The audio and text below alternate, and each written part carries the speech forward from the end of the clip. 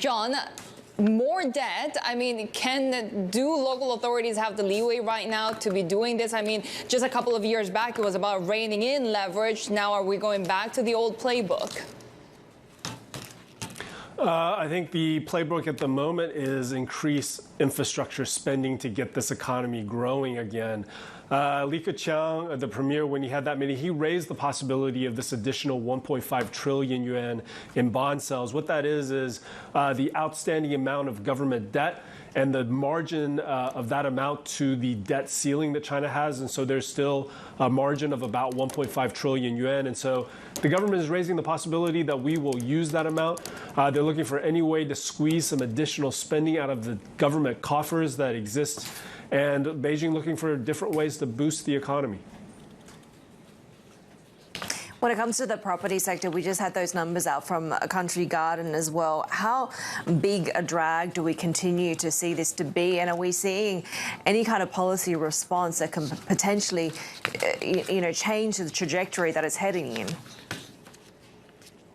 So we have seen some satellite data from a private firm that shows, although infrastructure spending by the government to build roads and bridges, et cetera, that has increased in the month of July. But even that increase is not enough to make up for the big drop-off we've seen in residential constructions. And, we're in a market that has seen prices drop every month this year, starting from late 2021.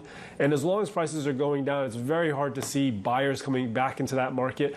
Of course, we also have the mortgage boycotts. That's another reason buyers are staying away. And as long as that is happening, it's hard to see a recovery anytime soon. Not surprising, Goldman Sachs also cutting China's 2022 GDP growth forecast. So getting further and further away from that 5.5% target. So this is the second month in a row Goldman has cut. They cut in July as well. They're cutting again now their full year target to 3%.